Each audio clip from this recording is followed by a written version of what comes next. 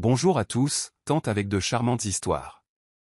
N'oubliez pas de vous abonner et de partager vos impressions dans les commentaires. N'hésitez pas non plus à cliquer sur le bouton j'aime, car cela représente beaucoup pour nous. Installez-vous confortablement, détendez-vous et laissez-vous emporter par le récit. Le jour où Tracy a été diagnostiquée avec une tumeur au cerveau, elle a pris un selfie pour sa nécrologie. Sa seule demande était qu'on y photoshop un sourire, car sa famille lui interdisait de sourire. Sa mère la haïssait pour avoir tué sa fille cadette, disant que son existence même la dégoûtait. Son père lui criait dessus, disant qu'il voulait rompre tout lien. Son frère la méprisait encore plus, la qualifiant de malchance et lui disant d'aller mourir loin, pour ne pas porter malheur à la famille. Maintenant Tracy était sur le point de mourir, et pour la première fois, elle pouvait enfin sourire librement. Pour son 18e anniversaire, on lui a diagnostiqué un cancer du cerveau. Après avoir erré dans les rues pendant des heures, Tracy est entrée dans un studio photo et a fait une photo pour sa nécrologie. Sa seule condition était qu'elle devait sourire. 2 heures plus tard, le gars qui travaillait sur les photos avait l'air troublé, semblant renoncer à la perfection et disant avec résignation, « Sœur, mes compétences ne vont que jusque-là. Je ne peux la faire que comme ça. Qu'en penses-tu » Tracy jeta un coup d'œil à l'écran où son visage semblait rigide avec un sourire maladroit et répondit sans émotion, « Ce n'est pas bon. » C'était s'il et qu'il valait mieux ne pas sourire du tout. Le gars n'eut d'autre choix que d'appeler le propriétaire du magasin, qui dormait à l'étage, à l'aide. Joseph est le meilleur pour ça. Il la rendra superbe.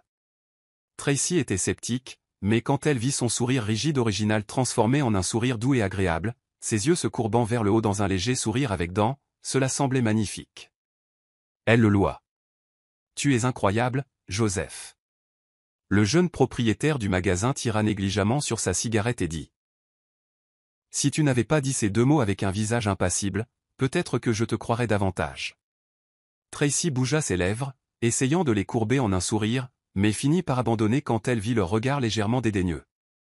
Le gars essaya rapidement d'apaiser la tension, disant « Une si belle photo. Assurez-vous de bien la garder. » Tracy expliqua, « Ce n'est pas une photo de passeport. » Il répondit nonchalamment, « Oh, alors c'est pourquoi. » « Pour ma nécrologie. » « Dans combien de temps pouvez-vous l'imprimer? Quand puis-je venir la chercher ?» Les yeux du gars devinrent craintifs. Joseph, qui s'apprêtait à commencer un jeu dans son fauteuil inclinable, fronça les sourcils et regarda Tracy. Il s'approcha et empêcha le gars de démarrer l'imprimante, l'évaluant silencieusement avant de demander, « Tu as l'air jeune. Tu viens d'avoir 18 ans ?» Tracy cligna des yeux. « Juste aujourd'hui. » Ses sourcils se froncèrent encore plus. « Alors pourquoi prends-tu une photo de nécrologie ?»« Parce que je veux mourir, » pensa-t-elle. Mais elle ne dit pas ça pour éviter plus d'ennuis. Au lieu de cela, elle répondit, « C'est mon affaire personnelle. Vous n'avez qu'à me dire quand je peux la récupérer, ou quand elle sera prête. » Mais il était clair qu'aucun des deux n'y croyait. Le gars, craignant que Tracy ne fasse quelque chose de drastique, menaça de la faire appeler sa famille pour vérifier la situation avant d'imprimer la photo. Elle était frustrée. Comment pouvait-il encore y avoir des hommes aussi curieux et s'ingérants? Tracy voulait juste partir. Mais alors elle aperçut à nouveau l'écran de l'ordinateur, où sa photo lui souriait toujours doucement. Elle ne pouvait pas se résoudre à partir. Avec un soupir, elle envoya un message dans le groupe de discussion de sa famille. « Famille, je viens de prendre une photo de nécrologie. Est-ce que quelqu'un pourrait appeler le magasin pour leur confirmer ?» Le groupe de discussion resta silencieux. Une demi-heure plus tard, son frère envoya un message. « Enlève ça tout de suite. Tu sais quel jour on est. Et tu envoies quand même délibérément quelque chose comme ça? Tracy, tu essaies de nous rendre malheureux exprès ?» Elle ne montra aucune expression, ne voulant pas gaspiller plus d'énergie à expliquer. « Je voulais juste prendre une photo de nécrologie. Aujourd'hui est aussi mon anniversaire, mais ça n'a pas vraiment d'importance. Mon seul souhait d'anniversaire est d'avoir une belle photo de nécrologie. Ainsi, je peux mourir en paix. » Son frère resta silencieux pendant quelques minutes. Puis son ton changea, mêlé de colère et de déception. « Seuls les morts font des photos de nécrologie. Si tu veux en faire une, alors va mourir. » Les doigts de Tracy se figèrent sur l'écran. Ses membres devinrent lentement froids. L'instant d'après, une petite ligne apparut dans le groupe de discussion. Vous avez été expulsé du groupe par l'administrateur. Papa, le vendeur du magasin, voyant Tracy fixer l'écran d'un air absent pendant longtemps sans bouger, pensa qu'elle était dans la lune.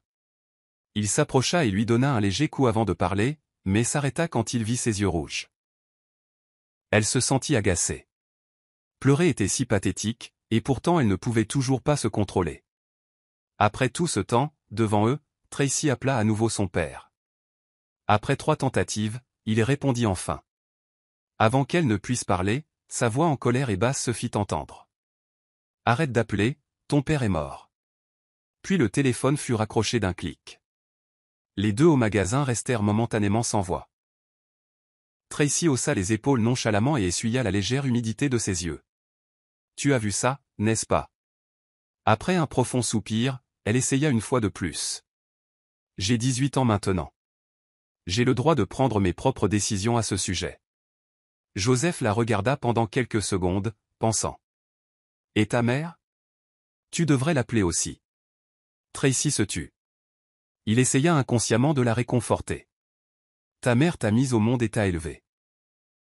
En tant que mère, elle ne peut pas être aussi cruelle. » Bien que Tracy ne veuille vraiment pas l'admettre, il avait tort.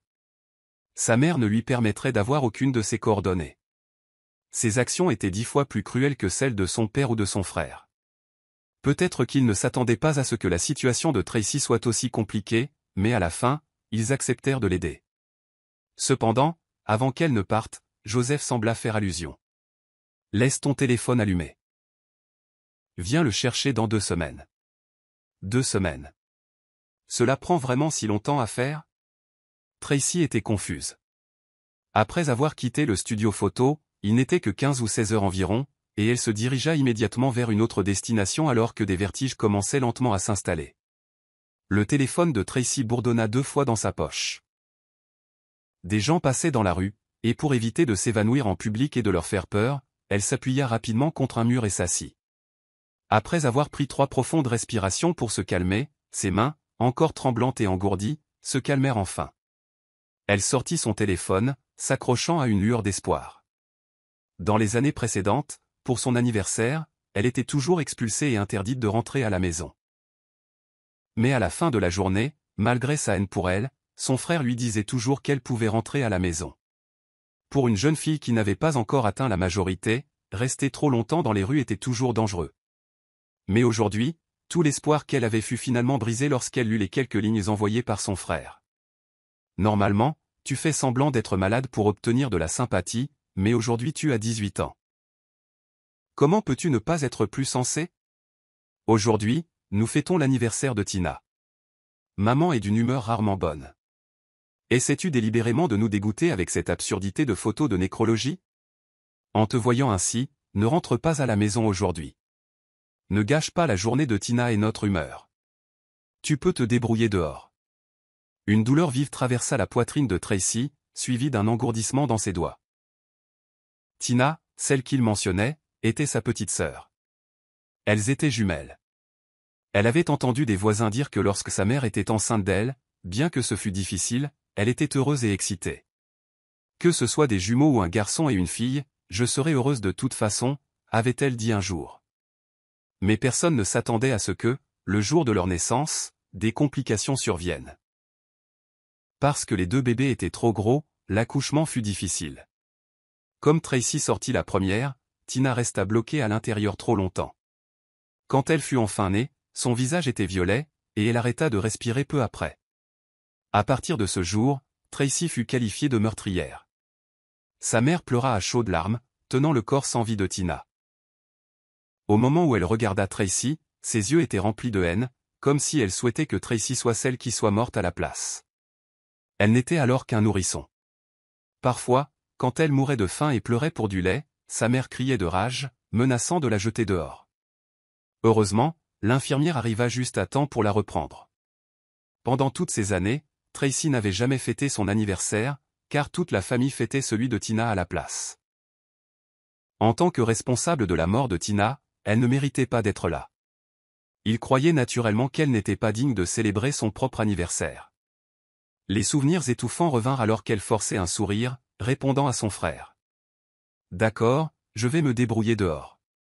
Que je vive ou que je meure, tu n'as pas à t'inquiéter pour moi. Il semblait qu'elle l'avait pris au dépourvu, et il se sentit embarrassé. La boîte de discussion indiqua en train de taper, pendant un moment avant qu'il n'envoie finalement que 2 mots. Tu es malade. C'est vrai, elle était malade. 2 jours plus tôt, on lui avait diagnostiqué une tumeur au cerveau. Quand elle alla chercher le rapport, le médecin la regarda avec une expression douloureuse, déplorant qu'une personne si jeune puisse avoir une telle maladie. Il l'exhorta à rester calme et à coopérer activement au traitement. Il y a encore de l'espoir, dit-il. Elle ne pouvait pas vraiment décrire ce qu'elle ressentait en voyant le diagnostic. C'était comme si toutes les complications, les ressentiments, les luttes et la douleur avaient enfin trouvé un lieu pour se régler. Elle laissa échapper un soupir de soulagement. Finalement, elle pouvait être libre. Le médecin âgé parla avec sympathie. Vos parents seraient dévastés s'ils le savaient. Elle pensa qu'il surestimait les choses. En réalité, cela n'était pas sans signe. Si ses parents ou son frère lui avaient prêté la moindre attention, s'ils avaient remarqué que quelque chose n'allait pas et l'avaient emmené pour un examen plus tôt, peut-être que la maladie n'aurait pas progressé jusqu'à son stade avancé. Mais à leurs yeux, sa perte de mémoire n'était qu'un signe de sa lenteur et de sa stupidité. Ses maux de tête et ses nausées étaient considérés comme des simulations pour attirer la sympathie. Quand elle eut son premier enfant à l'école, son père et son frère étaient en déplacement professionnel. Les enseignants appelèrent plus d'une douzaine de fois avant de réussir à faire venir sa mère. Quand Tracy la vit, toute la peur qu'elle avait enfouie en elle refit surface. Mais avant même qu'elle ne puisse exprimer ses griefs, sa mère la gifla. Elle était toujours allongée à l'infirmerie de l'école, devant le directeur, les enseignants et ses camarades de classe. Sa mère la pointa du doigt et cria, « Tu ne peux pas te comporter correctement pour une fois? Pourquoi ne peux-tu pas être silencieuse? Je n'ai pas le temps de m'occuper de tes bêtises. » Depuis lors, Tracy savait à quel point sa mère la haïssait profondément. Elle ne montrait plus aucune vulnérabilité devant eux. Mais ses crises étaient hors de son contrôle. Elles survenaient sans avertissement. Plus tard, quand elle eut quelques crises à la maison, son père et son frère s'apprêtaient à vérifier son état. Mais sa mère, assise à la table à manger et mangeant, leur dit de ne pas se déranger. Ils continuèrent à manger pendant qu'elle convulsait sur le sol. Quand elle revint enfin à elle, le salon était plongé dans l'obscurité. Sa famille était déjà allée se coucher dans leur chambre. Tout comme maintenant, son corps perdait de nouveau le contrôle. Dans son état confus, elle entendit vaguement des bruits environnants. Beaucoup de gens parlaient. Certains l'appelaient par son nom, la pressant de se réveiller. Quelqu'un lui tenait les mains et les pieds, l'attirant du profond océan de la lutte vers la lumière. Elle ouvrit les yeux, sa voix était rauque, et il fallut un moment pour qu'elle reprenne ses esprits. Joseph, le propriétaire du studio photo, était toujours agenouillé à ses côtés. « Comment t'es-tu retrouvé ici? Que t'est-il arrivé ?» La foule autour d'eux ne s'était pas dispersée, et tout le monde la regardait avec des visages inquiets et anxieux. La sueur perlait déjà sur le front de Joseph. De la sueur qu'elle n'avait jamais vue sur le visage de sa famille. Soudain, cela lui démérito. Ma crise a dû se reproduire. C'était assez gênant en plein milieu de la rue. Aidez-moi, demanda une femme plus âgée, se tenant à proximité, d'un air inquiet. Mademoiselle, quel est le numéro de vos parents? Voulez-vous que nous les appelions? Oui, nous avons déjà appelé une ambulance. Vous devriez aller à l'hôpital, ajouta une autre voix. Elle déclina leurs bonnes intentions et demanda à Joseph de l'emmener. Alors que le ciel s'assombrissait progressivement, elle soupira en regardant par la fenêtre. Elle ne pourrait pas s'inscrire pour le don d'organes aujourd'hui. Joseph était assis en face d'elle, ses yeux sombres semblaient essayer de voir à travers elle. Où comptes-tu aller ce soir? Il y a une demi-heure, après avoir fermement refusé d'aller à l'hôpital pour un examen, Joseph a accepté à contre-cœur de la ramener chez elle. Normalement, pour éviter les ennuis, elle aurait fait semblant d'accepter son offre, le laisser l'emmener chez elle, et une fois qu'il serait parti, elle trouverait un autre endroit où rester. Mais aujourd'hui, elle n'avait pas l'énergie pour ça. Elle lui a clairement dit qu'elle n'avait pas de maison où aller. Quant à savoir pourquoi Joseph était avec elle, il a dit que c'était parce que son insistance à faire une photo de nécrologie plus tôt l'avait mis mal à l'aise. Après qu'elle ait quitté le studio photo, il a craint qu'elle ne rompe sa promesse et finisse par aller se noyer dans la rivière. Alors il l'a suivie de loin. Il ne s'attendait pas à ce qu'elle ait un enfant et s'effondre, alors il s'est précipité pour l'aider. Elle a de nouveau montré aucune émotion et l'a complimenté. Tu es vraiment une bonne personne. Ne t'en fais pas. J'avais juste peur que tu te suicides, et que la police vienne me poser des questions en premier. Elle força un sourire. Je vois. Ils restèrent au café jusqu'à la fermeture. Joseph lui demanda de nouveau ce qu'elle comptait faire. Je vais juste trouver un endroit près de la société de la Croix-Rouge et m'y asseoir pour la nuit. Il fronça légèrement les sourcils. Pourquoi y aller? Je vais m'inscrire pour le don d'organes demain matin. Pourquoi donner? Parce que j'ai peur que ma famille ne veuille pas de mon corps après ma mort. Même si je serais parti, j'ai toujours peur que mon corps finisse par être mangé par des chiens errants. Ce serait vraiment pitoyable. Joseph resta silencieux un moment, puis soupira. À la fin, il ne put supporter de la voir seule et froide devant une institution. Alors il lui attrapa l'arrière du col et la ramena chez lui. Si ça ne te dérange pas, je peux t'offrir un endroit où dormir. Elle fut surprise. Un homme célibataire et une femme? Qu'est-ce que tu vas me faire? Il eut l'air légèrement dégoûté. Ne t'inquiète pas, je ne suis pas si bestial pour faire quoi que ce soit à une mineure. J'ai 18 ans, je viens d'avoir 18 ans aujourd'hui. Il s'arrêta dans sa marche. C'est ton anniversaire aujourd'hui? Elle fit la moue, son expression soudainement abattue. Ouais, c'est un problème. Pas de problème. C'est la fille d'anniversaire, alors pour les 5 prochaines minutes, tu es la reine. Joseph vivait avec sa grand-mère. Quand la vieille dame vit son petit-fils ramener une fille tard dans la nuit, elle fut si troublée qu'elle ne savait pas quoi faire. Quand elle apprit que c'était son 18e anniversaire, elle insista pour lui faire une soupe de nouilles. Quand les nouilles fumantes furent servies, elle essaya de contrôler ses mains tremblantes sous la table. Ce sentiment familier revint, et elle sentit un sentiment d'impuissance. Elle craignait silencieusement d'avoir une autre crise en ce moment même. Ma fille, 18 ans est un bel âge. Après avoir mangé ces nouilles de longévité, tu vivras longtemps. Elle ne put retenir les larmes. Elle décida de les laisser tomber silencieusement, ruisselant sur ses joues. Voyant qu'elle pleurait sans toucher aux nouilles, la grand-mère de Joseph devint un peu inquiète et expliqua. Le bol et les baguettes sont propres, ne t'inquiète pas, elle secoua juste la tête. Joseph la taquina. Tu attends que je te nourrisse? Elle secoua la tête à nouveau. En fin de compte, elle n'eut d'autre choix que de se pincer fortement la cuisse pour se calmer. Lentement, sa main droite tendit vers les baguettes, essayant de saisir quelques nouilles, mais grand-mère le remarqua. Pourquoi tes mains tremblent-elles, petite? Un sentiment de désespoir l'envahit. Le sentiment accablant d'impuissance et la frustration que son corps soit hors de contrôle montèrent en elle. Les larmes continuaient de tomber dans ses nouilles. Après un silence étrange, Joseph rit soudainement et trouva une excuse pour elle. Elle est juste si émue. Mais à la fin, elle ne put finir le bol de nouilles avant l'arrivée de son frère. Viens avec moi. Qu'est-ce qui ne va pas chez toi, courir chez un homme la nuit? N'as-tu aucun respect de toi-même? Le visage de Greg était pâle de colère alors qu'il la saisissait, essayant de la traîner. Pendant des années, il avait été en affaires avec leur père. Après avoir passé tant de temps dans le monde des affaires, son simple froncement de sourcils dégageait une pression qui donnait envie aux gens de s'agenouiller et de s'excuser. Stop. Mais Joseph n'avait pas peur de lui. Il s'avança, ses yeux vifs fixés sur Greg, et demanda directement. Sais-tu seulement que ta sœur est malade? Tu la traînes si brutalement. Ne vois-tu pas comme elle a l'air pâle et faible? Greg fronça les sourcils en silence, puis se tourna pour la regarder. Au pâle clair de lune, la sueur perlait sur son front. Son souffle était laborieux, et son corps entier tremblait.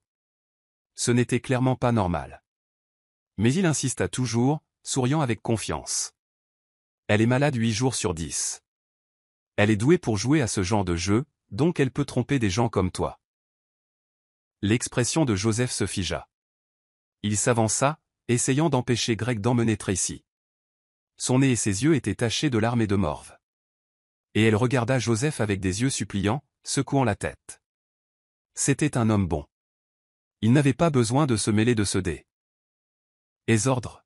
remplirent de suffisance alors qu'il lançait un regard dur à Joseph et se tourna pour partir. « Viens, suis-moi. » Tracy se retourna, jetant un dernier coup d'œil à Joseph et sa grand-mère debout à la porte. Puis, regardant le bol de nouilles à moitié mangé sur la table, elle soupira. Elle n'aurait probablement plus jamais personne pour célébrer son anniversaire aussi sérieusement de toute sa vie. Quel regret! Joseph cria depuis la porte. Tracy, je te referai une autre soupe de nouilles de longévité la prochaine fois. Une fois. La prochaine fois, la prochaine vie. Cette nuit-là, après minuit, elle entra enfin chez elle. Ironiquement, il célébrait l'anniversaire d'un enfant mort avec une telle grandeur. Toute la maison était décorée de ballons colorés, de guirlandes, d'un gâteau à 2 étages et de cadeaux empilés sur le canapé, le tout pour de nouveaux vêtements de bébé. L'attention était si grande, qu'on aurait dit qu'elle était la défunte Tina. Elle avait autrefois essayé d'obtenir de l'amour de Tina, pour être seulement critiquée et attaquée jusqu'à l'épuisement. Elle avait été stupide de penser qu'elle le pourrait. Maman est dans la chambre de Tina. Tu peux y aller toute seule. Je viendrai te chercher dans 1 heure, dit Greg. Le salon était d'un calme terrifiant.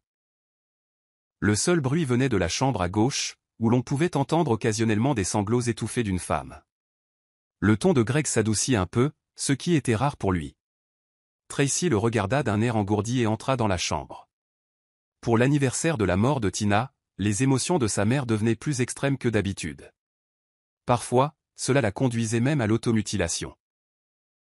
Pour l'empêcher de se faire du mal, son père et son frère poussaient Tracy dans la chambre pour qu'elle supporte sa folie. 1 heure plus tard, son père emmena finalement la mère épuisée. Greg trouva Tracy recroquevillée, tremblante dans un coin sombre de l'armoire. Son visage montra un éclair de pitié, et il tendit hésitamment la main pour la tirer dehors. Elle lui repoussa la main et cria d'une voix rauque, « Ne me touche pas !» Il supporta un moment, son ton était impatient. « Tracy, arrête de faire une scène. Si tu pouvais résoudre les problèmes émotionnels de maman, tu ne serais même pas dans cette famille. » Ses sens engourdis furent soudainement touchés par ces mots. Lentement, elle bougea ses yeux, le fixant avec incrédulité et désespoir. Alors c'était vraiment moi. Arrête de sourire, tu n'as pas le droit de sourire, claqua Greg. En la voyant forcer un sourire, le dégoût sur son visage devint plus apparent. Il faillit perdre patience en lui attrapant le poignet et en la traînant hors du petit placard sombre. Elle avait oublié, personne dans cette maison n'était autorisé à la voir sourire. Dans le chaos, ses genoux percutèrent le sol. La douleur la ramena à la clarté. Elle lui demanda, « Frère, si j'étais malade, m'emmènerais-tu chez le médecin? Si je mourais. » L'interrompit-il, « Tais-toi, arrête de dire des bêtises. Ne t'avons-nous pas assez bien traité ?» Elle ne dit pas un mot de plus. À 4 heures du matin, elle ferma à clé la porte de sa chambre. La baignoire était remplie d'eau. Elle utilisa un couteau à fruits pour se couper le poignet gauche. C'était la première fois qu'elle le faisait, et sa technique n'était pas tout à fait bonne. Il fallut quelques essais pour que la coupe soit assez profonde. Ça faisait tellement mal. Alors que son corps devenait plus froid, des images chaotiques défilaient dans son esprit. La photo souriante de Tina, le visage insouciant de Joseph. Quelle honte, elle était sur le point de devenir quelqu'un qui rompait une promesse. Dans la pièce silencieuse, le téléphone sonna d'urgence. Elle ouvrit les yeux et réalisa qu'elle n'était pas morte. Elle les referma à nouveau, décidant d'ignorer.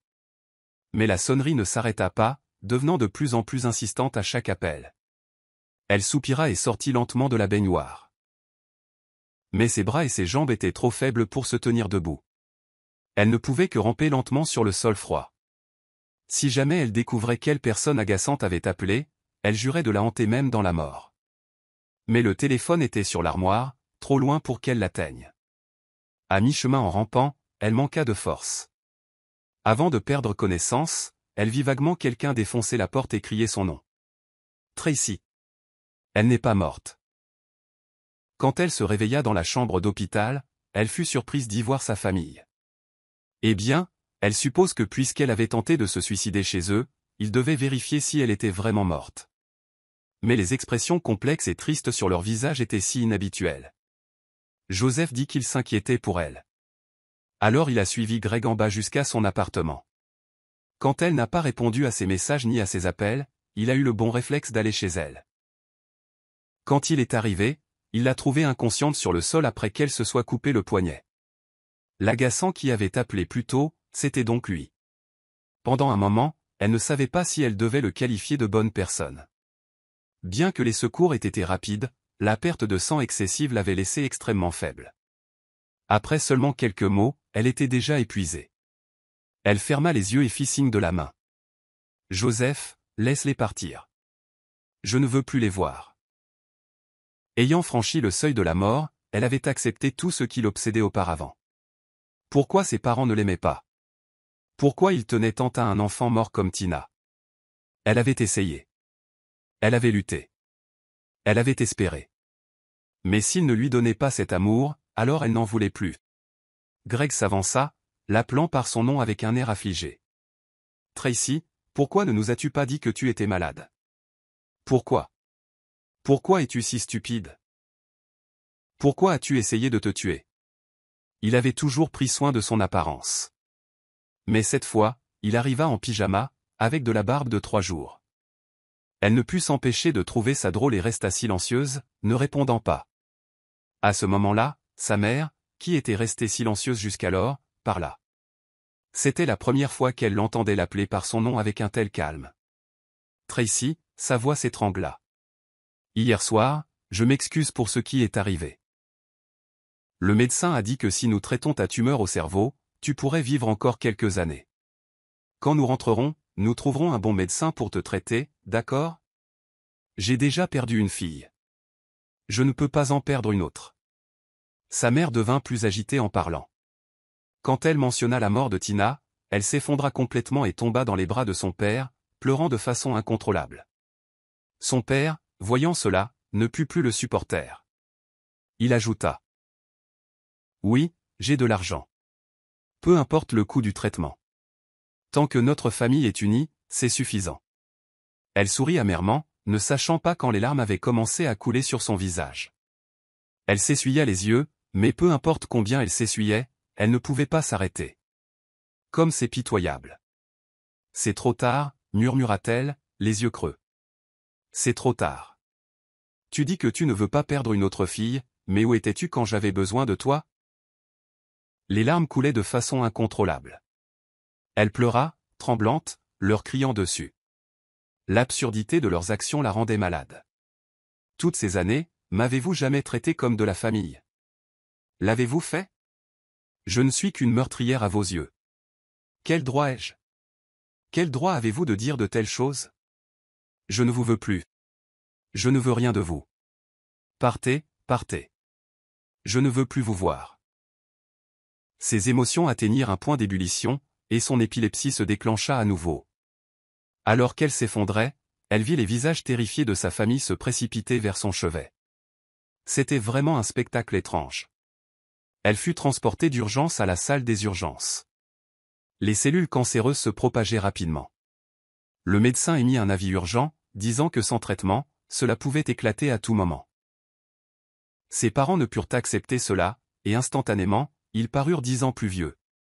Greg prit la charge de la famille, utilisant toutes ses relations pour trouver une équipe médicale professionnelle pour elle. Mais à ce moment-là, elle s'était déjà échappée de l'hôpital derrière leur dos. Joseph, qui menait une vie insouciante, se retrouva entraîné dans ce désordre à cause d'elle. Alors cette nuit-là, elle l'épargna. Quand il était parti, elle saisit l'occasion de quitter l'hôpital. Elle alla à la Croix-Rouge pour s'inscrire au don de corps. Quand elle sortit, elle ne s'attendait pas à être rattrapée par Joseph, qui l'attendait à la porte. Il était persistant. Ses yeux se rétrécirent alors qu'il était assis sur une moto, ses longues jambes sur le sol, la regardant avec une expression peu amicale. « Où crois-tu aller? Monte. Je te ramène à l'hôpital. » Elle l'ignora, gardant son visage impassible, et passa devant lui. « Je ne rentre pas. Je ne me fais pas soigner. Rentre chez toi. Arrête de me suivre. » Joseph descendit de la moto et décida de marcher à ses côtés. « Tu en as vraiment fini avec la vie? Tu n'as même pas eu le bol de nouilles de longévité que je t'avais promis. Essaies-tu de me faire sentir coupable? C'est dommage. Ma grand-mère parle toujours de toi. Tu es une fille si ingrate. Elle arrêta lentement de marcher, les yeux rouges. Elle fit semblant d'être forte, disant « Mène le chemin. Je ne fais ça que pour l'amour de ta grand-mère. » Pour la première fois, elle ressentit de la chaleur de la part d'un étranger qui n'était pas lié à elle par le sang. Elle avait ressenti la gentillesse d'un membre de la famille de la part d'une vieille dame inconnue. Mais toutes les bonnes choses ont une fin. Après avoir posé ses baguettes, elle s'apprêtait à leur dire au revoir lorsque Joseph parla à nouveau. « Il y a une nouvelle salle d'arcade près d'ici. Veux-tu aller jouer ?» Elle était sans voix. Joseph était trop rusé. Elle ne pourrait jamais le déjouer. Après la salle d'arcade, il l'emmena prendre une glace.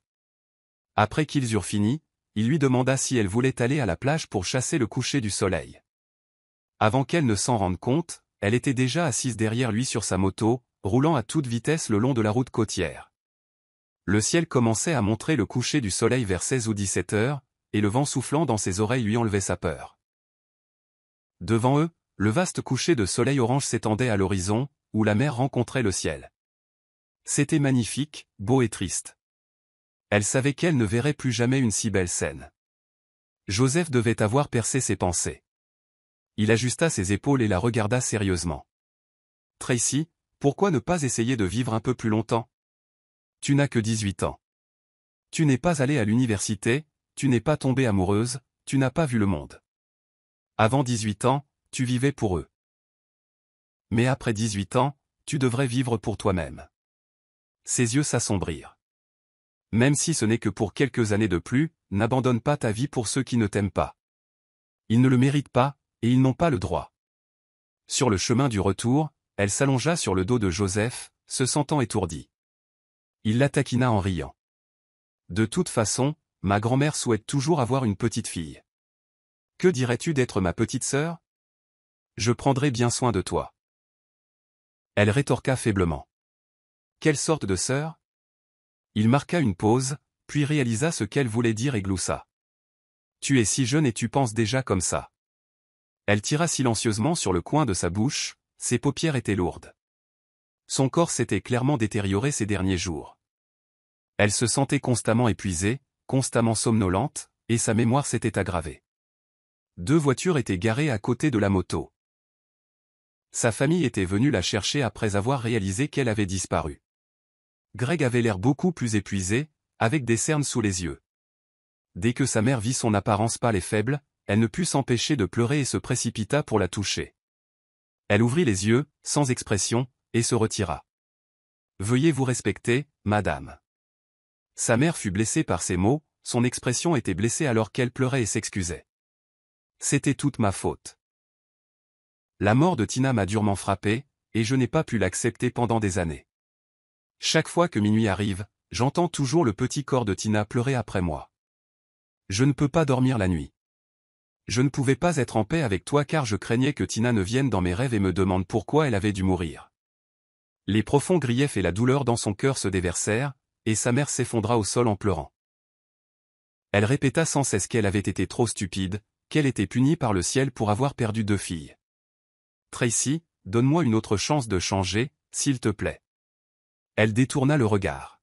« À quoi bon dire ces choses maintenant? » Elle lui dit, « Ça ne me regarde pas. » Sa mère, accablée par la mort prématurée de Tina, avait reporté toute la faute sur elle pour trouver la paix. Son père et son frère, plus préoccupés par les émotions de leur mère, l'avaient forcée à supporter le fardeau sans résistance. Ce n'est pas qu'il n'avait pas le choix. C'était simplement qu'il ne l'aimait pas. Son père, le manager de la famille, la réintégra dans le groupe de discussion familiale. Sa mère prit également l'initiative de l'ajouter sur WhatsApp. Dès qu'elle rejoignit le groupe, ils inondèrent immédiatement le chat de messages de bienvenue et d'émojis de célébration, comme pour fêter son retour dans la famille. Elle tapa rapidement un message et quitta résolument le groupe. « Votre fille est morte. Ne me contactez plus. » Retournant à la page de demande d'amis, un nouveau message apparut. « Tracy, je suis maman. S'il te plaît, accepte ma demande. » Elle répondit immédiatement. « Je n'ai pas de mère. » Puis elle bloqua et supprima les 3 d'un seul coup, rompant tout contact. Après avoir fait tout cela, elle soupira et dit à Joseph. « Maintenant, personne ne viendra chercher mon corps. Heureusement que je me suis inscrite au don de corps plus tôt. Joseph lui donna une petite tape sur le front. Ne suis-je pas une personne? Elle a commencé la chimiothérapie. Elle a admis que les mots de Joseph l'avaient émue. Elle avait 18 ans cette année-là, elle venait de finir les examens d'entrée à l'université. Ses notes n'étaient pas excellentes, mais elle pouvait quand même aller à l'université. Et si elle avait de la chance, elle pourrait même rencontrer un garçon exceptionnel et tomber amoureuse. Elle ne savait juste pas si Joseph lui briserait les jambes d'abord. À cause du traitement, elle a dû se raser la tête. Son cuir chevelu était rond et froid. Joseph trouvait ça mignon, mais elle trouvait ça laid. Plusieurs fois, quand elle s'allongeait pour dormir la nuit, elle essuyait secrètement ses larmes, pleurant la perte de ses cheveux. Le lendemain, il lui a acheté sept chapeaux de différentes couleurs, rouge, orange, jaune, vert, bleu, indigo et violet, et l'a forcé à en porter un différent chaque jour. Elle a vraiment apprécié son geste. La radiothérapie a été difficile. Elle passait la plupart de ses journées dans un état second, dormant constamment, et elle quittait de moins en moins la chambre d'hôpital. Elle a perdu du poids rapidement, devenant si mince que Joseph la taquinait, disant qu'elle était trop mince. Elle a souri à moitié quand il l'a louée. En souriant davantage, tu as meilleure mine que celles qui ont été photoshopées. Elle lui a demandé des nouvelles de l'avancement de sa photo posthume. Il lui a dit évasivement que le gars du magasin était parti en vacances et que cela serait retardé. Menteur. Comme elle avait bloqué tout contact avec sa famille, il n'osait plus la provoquer. Il savait qu'elle ne voulait pas les voir, alors il ne faisait que cuisiner et attendait devant sa chambre d'hôpital tous les jours. Mais elle ne les laissait jamais entrer. Un après-midi, l'alarme a sonné et elle a été précipitée au bloc opératoire. Le visage du médecin était grave. Un avis de condition critique a été émis. Sa mère, perdant tout son sang-froid, s'agenouilla devant la porte du bloc opératoire, priant sans cesse pour qu'elle ne soit pas en danger. Elle tenait un talisman protecteur qu'ils étaient allés chercher toute la nuit dans un temple d'une ville voisine. Son père s'agenouilla à côté d'elle, et Greg, l'air perdu, se tenait là, ne portant plus l'air confiant qu'il avait autrefois. Elle ne savait pas comment, mais son âme sembla flotter hors du bloc opératoire. En voyant cette scène, il n'y eut aucune émotion en elle. Elle chercha Joseph autour d'elle, et finit par le trouver dans l'escalier de secours. Son visage était solennel, un contraste frappant avec l'attitude insouciante qu'il avait d'habitude lorsqu'il était avec elle. Il tenait une cigarette entre ses doigts, mais il ne la fumait pas, la laissant brûler tranquillement. Il avait donc aussi peur qu'elle meure. Dans son autre main, il tenait quelque chose, le regardant sans cesse. Tracy se pencha plus près, légèrement stupéfaite. C'était sa photo posthume transformée en une minuscule version d'un pouce. Elle n'était pas en noir et blanc comme elle l'avait imaginé, mais en couleur vive, brillante, saturée. Sur la photo, elle semblait rayonnante et magnifique. Avant qu'elle n'ait 18 ans, sa vie avait été aussi terne et oppressive qu'une photo de funérailles. Mais maintenant, elle réalisait que sa vie aurait pu être si brillante, si éblouissante, si pleine de lumière. Quand Tracy regagna le couloir, elle vit un visage familier. C'était sa professeure de deuxième année, Madame Cathy. Elle s'était dirigée vers l'eau et avait surpris le nom de Tracy mentionné. Quand elle vit ses parents et remarqua la lumière de la salle de chirurgie allumée, elle comprit tout. D'elle, ils apprirent davantage sur Tracy. Tracy est une enfant solitaire, dit Madame Cathy. Elle n'a jamais souri à l'école. Non seulement ses camarades de classe l'évitaient, mais certains enseignants ne l'aimaient pas non plus. Ils l'appelaient même en privé la stoïque. Je ne l'ai comprise qu'après l'avoir mieux connue. Et tout cela remonte à vous, ses parents. Savez-vous que Tracy, à plusieurs reprises, est montée sur le toit du bâtiment d'enseignement sans aucun avertissement? Elle y restait des heures. Tout le monde pensait qu'elle allait se jeter du bâtiment.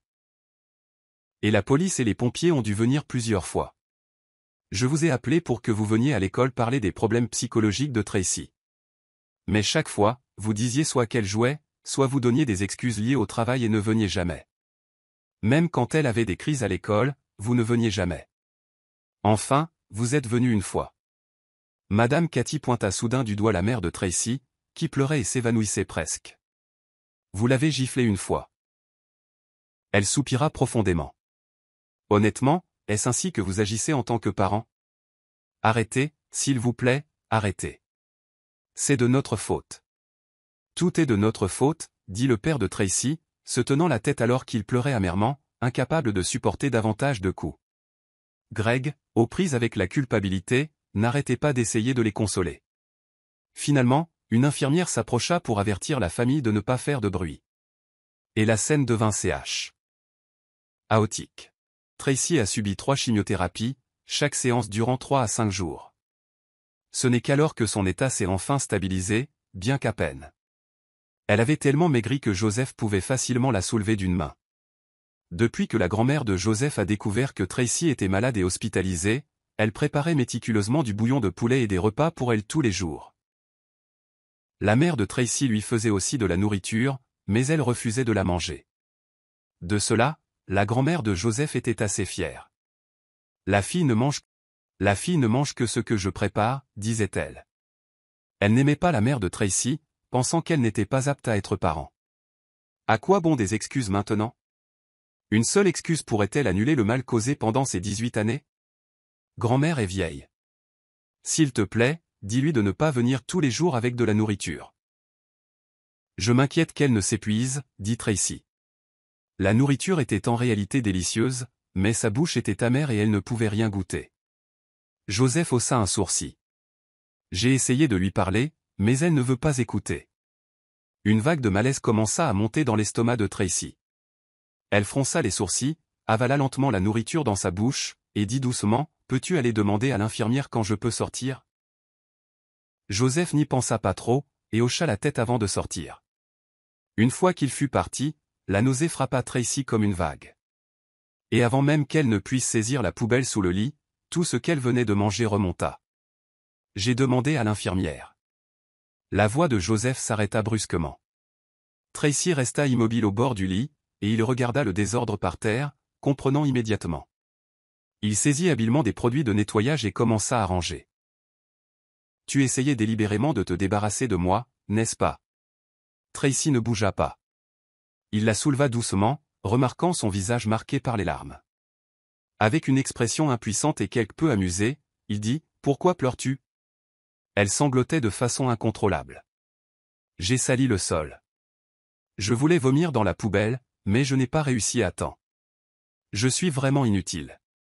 Je suis désolé. » Joseph essuya doucement le visage de Tracy avec un mouchoir. « Si tu es vraiment désolé, ne me repousse pas la prochaine fois, d'accord ?» Le jour où Tracy fut sortie de l'hôpital, Joseph l'emballa soigneusement. Greg, ainsi que ses parents, attendaient à l'entrée de l'hôpital, tenant des bouquets et des paniers de fruits. Dès qu'ils sortirent, ils s'approchèrent prudemment et demandèrent si elle pouvait rentrer à la maison avec eux. « Nous avons réglé tout ce qui concernait Tina, et nous avons nettoyé ta chambre. »« Rentrez à la maison avec papa et maman, Tracy, » dit la mère de Greg.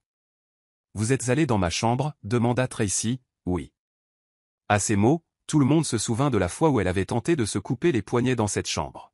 « Alors vous devez avoir vu la lettre que j'ai laissée, » dit Tracy, coupant les ponts avec eux. La nuit où elle avait décidé de tout finir, Tracy leur avait laissé cette lettre. C'était sa manière de rompre la relation. D'une certaine manière, c'était son dernier acte de non-mort. La mère de Greg semblait choquée et confuse, ne comprenant clairement pas à quoi elle faisait référence. Seul Greg pâlit, ayant clairement caché cela à leurs yeux. Tracy ne se donna pas la peine de poursuivre ou de discuter davantage. « Je vous l'ai dit, votre fille est morte. Ne venez plus déranger ma vie. Je ne veux vraiment, vraiment plus vous revoir. » Greg, submergé par l'attitude résolue de Tracy, lui cria après. « Tracy, qu'est-ce qu'il faudra pour que tu nous pardonnes ?» Tracy se retourna lentement, prononçant chaque mot distinctement. « Je ne vous pardonnerai jamais. Quand une personne est brisée une fois, il y a encore de l'espoir. Mais quand elle est brisée à plusieurs reprises, il n'y a plus aucune attente. » L'université où Tracy s'est inscrite était locale, et elle a été admise au programme de sciences mortuaires modernes et de gestion, communément appelé embaumement. Elle n'en avait parlé à personne. Ce n'est que lorsque Joseph a accompagné Tracy pour son inscription qu'il l'a appris. « Tu ne vas pas demander pourquoi, » dit-elle. Bien que ce fût encore l'automne, les camarades de classe de Tracy ne portaient que de fines vestes, tandis qu'elle avait déjà mis un bonnet en tricot et une écharpe. Elle cligna des yeux et regarda Joseph. Sachant que cette profession était généralement considérée comme impopulaire et rencontrait l'opposition de la plupart des gens, Joseph sourit. En fait, je voulais demander, veux-tu en parler? Qui a-t-il à cacher? Tracy hésita un moment avant de parler. J'ai pris conscience du métier d'embaumeur après avoir été agressé verbalement par ma famille. Ma mère ne me laissait pas sourire car elle me considérait comme une meurtrière, croyant que mon sourire lui faisait mal aux yeux. Mon père m'interdisait également de sourire, me disant d'être raisonnable et de ne pas la contrarier. Mon frère me haïssait, disant que je n'avais jamais qu'une expression froide qui portait malheur. À cause de cela, mes camarades de classe me donnèrent divers surnoms. Stoïque, monstre sans visage, petite monstruosité. Ils disaient, tu devrais juste devenir embaumeuse et t'occuper des morts puisque tu ne souris jamais de toute façon. Elle marcha lentement à côté de Joseph sur le chemin du campus, ressentant une rare aisance grâce à l'atmosphère animée autour d'eux. Plus tard, j'ai vraiment cherché des informations sur le métier, continua-t-elle honnêtement. Au début, j'avais peur, mais ensuite j'ai pensé, puisque je vais mourir de toute façon, je réalise qu'il n'y a rien à craindre avec les morts. Et puis, si je ne souris pas, personne ne me traitera plus de fric. Joseph l'interrompit pour la première fois, son ton était sérieux. Sourire est un droit pour tout le monde. Si tu veux, tu peux sourire à tout moment. Elle ne discuta pas avec lui, laissant seulement ses yeux se rétrécir légèrement, un faible sourire se formant sur son visage. Maintenant, je pense que ce métier a sa grandeur. Tout le monde mourra. Les embaumeurs sont les anges qui aident les défunts à voyager vers l'au-delà avec dignité. Et si j'ai de la chance? Sans s'en rendre compte, ils avaient atteint le bâtiment administratif. Tracy leva les yeux vers la structure grande et imposante et parla profondément. Je deviendrai l'un de ces anges. Le lendemain de la fin des examens de mi-semestre de Tracy dans sa première année de collège, elle se précipita à la maison, excitée. C'était le 26e anniversaire de Joseph, et elle avait insisté sur le fait que puisqu'il avait fêté son 18e anniversaire, elle ne pouvait absolument pas manquer de fêter le premier anniversaire qu'il aurait après leur rencontre. Le temps avait commencé à se rafraîchir à ce moment-là. Le corps de Tracy avait toujours été faible, et même si elle s'enveloppait bien de la tête aux pieds, ses paumes étaient toujours glacées. Il fallut un certain temps avant que Joseph ne puisse les réchauffer. Elle insista pour lui cuisiner elle-même des nouilles de longévité. Joseph la regardait avec inquiétude. Cette petite chipie, ne savait-elle pas à quel point son corps était fragile? Après juste un petit mouvement, elle se sentait déjà épuisée. À la fin, il fit 3 bols de nouilles. Grand-mère était assise dans le fauteuil inclinable, riant et regardant le désordre autour d'elle. Tracy a dit qu'elle n'avait pas mangé de nouilles aussi délicieuses depuis longtemps, et que le goût lui avait manqué pendant qu'elle était à l'école. Elle a souri et a dit qu'elle reviendrait une fois par semaine à partir de maintenant, de peur de rester trop longtemps absente et de perdre sa propre chambre. Ne t'inquiète pas, ta chambre est personnellement surveillée par grand-mère. Personne n'ose y toucher, l'a assuré Joseph. Finalement, elle s'est fatiguée et a commencé à perdre des forces en parlant. Elle s'est finalement endormie juste à table. Grand-mère, la taquinant affectueusement, a dit qu'elle ressemblait à un petit cochonnet, mangeant à satiété puis s'endormant. Mais elle a dormi très, très longtemps. Assez longtemps pour que grand-mère commence à sentir que quelque chose n'allait pas. Peu importe comment elle essayait de réveiller Tracy, elle n'y arrivait pas tremblante, elle s'est tournée vers Joseph. Qu'est-ce qui ne va pas avec Tracy? Les nouilles dans le bol étaient déjà devenues froides. Joseph a regardé le visage paisible et serein de Tracy pendant un long moment avant de parler lentement. Elle est juste trop fatiguée, grand-mère. Laisse-la dormir. Le jour où Joseph reçut la nouvelle de la mort de Tracy, sa famille put à peine l'accepter. Ils insistèrent pour reprendre son corps pour les funérailles, mais il refusa. La Croix-Rouge avait envoyé des spécialistes pour emmener son corps. Greg avait essayé de discuter avec eux. C'est alors que Joseph apprit que Tracy avait fait don de son corps. Ses parents le découvrirent et s'effondrèrent tous deux au sol. Tracy a été si cruelle, sanglota sa mère. Elle ne nous a même pas laissé son corps. Elle s'effondra complètement, marmonnant sans cesse pour elle-même. Joseph cessa de leur prêter attention et retourna à la boutique. Il n'avait toujours pas imprimé cette photo. Cela lui semblait de mauvais augure. Cette fois, il l'imprima lui-même en couleur. Il ne la donna pas à sa famille. Il la garda chez lui. Dans les jours qui suivirent, il reprit sa routine, partageant son temps entre sa maison et la boutique. Mais il entendit dire que la mère de Greg semblait avoir perdu la tête, devenant de plus en plus erratique. Elle courait dans la rue tous les jours, saisissant les gens et demandant s'ils avaient vu sa fille, celle qui ne souriait pas, celle nommée Tracy.